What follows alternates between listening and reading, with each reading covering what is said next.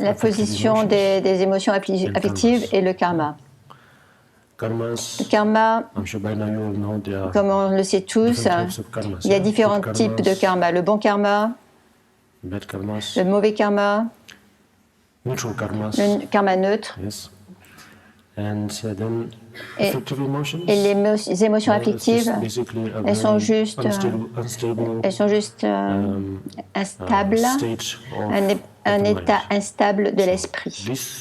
Ces trois, quand ils sont mélangés, ils amènent toutes sortes de formes, d'objets, de couleurs, etc. Donc, maintenant, notre corps physique, sa composition est une composition des deux, c'est-à-dire maintenant. Mais cependant, il a un petit peu de mérite. Un petit peu de bodhicitta, on pourrait dire. Et à cause de cela, nous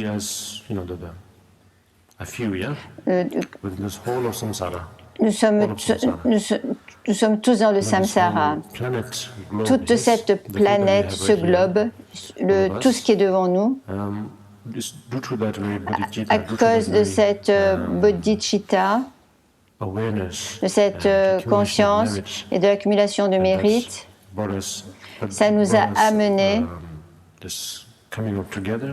à être ensemble et avoir la réalisation d'être ensemble et de pouvoir refléter sur les choses et de les comprendre. Sinon, cette forme physique que nous avons personnellement, de même que celle qui nous permet d'expérimenter toutes les choses, la forme extérieure, le reste c'est la forme extérieure. La forme extérieure principale c'est ce corps, et le reste par exemple c'est ce temple, ou ce sol, ou cette table, tout cela, ou tout le monde entier. C'est comme ça. L'extérieur, l'intérieur, le secret. La liste peut continuer à jamais. Mais d'une manière plus pratique et plus directe, nous avons compris que tout cela sont des compositions de formes, de matière, d'énergie, de protons, de neutrons. Quoi d'autre encore? Atomes, quarks. Oui, cette petite chose-là qu'on vient de trouver dernièrement. Peut-être qu'après quelques mois, on trouvera quelques années, on trouvera quelque chose d'encore plus petit que cela. Déjà, en termes de grand, on a déjà... On s'est déjà pas mal débrouillé. On a trouvé une super géante Terre, une super planète, supernova et quoi d'autre. Et on en découvre une tous les jours. Cela nous dit qu'il y a vraiment... En fait, il n'y a pas de limite. Il n'y a pas de limite pour l'idée de grand, de petit, de long ou de court. Tout cela n'est rien d'autre qu'une idée. Si ce n'était pas une idée, si c'était plus qu'une idée, si c'était une réalité, alors... Probablement, après la découverte de l'atome, on aurait trouvé quelque chose encore de plus petit. Mais en fait, on a encore trouvé plus petit. Et on a trouvé le quark. Comment on dit? Quark. Ok.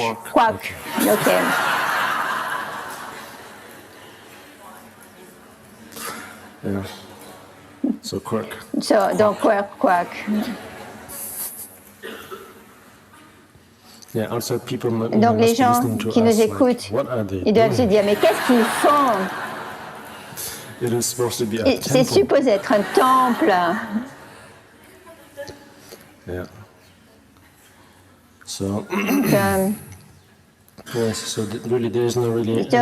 Il n'y a vraiment aucune limite à aucune de nos idées, de nos expériences, de cet esprit.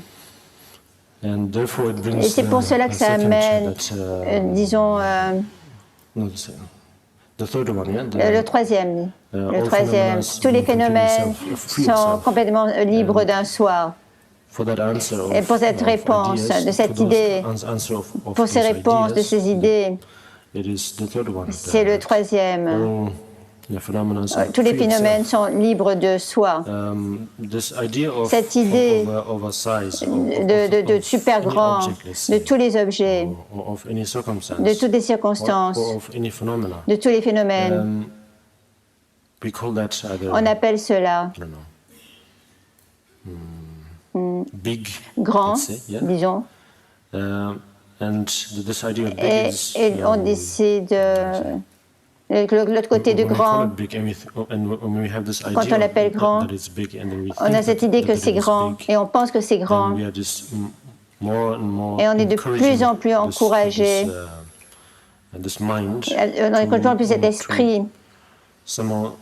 Quelque part, non pas de réinstaller, mais de renforcer qu'il y a un soi, de plus en plus. Donc, le plus nous le faisons, de plus les choses, comme ça devient une réalité. Il n'y a rien derrière cela. C'est pour cela qu'on doit vraiment analyser. On n'a pas besoin de détruire.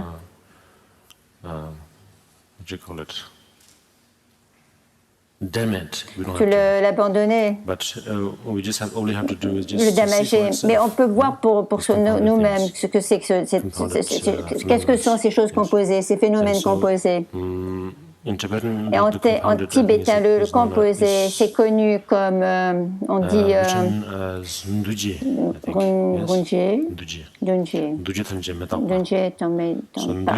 Runje. Pour cela, pour ce composé, c'est une bonne interprétation. C'est comme un élément des phénomènes étant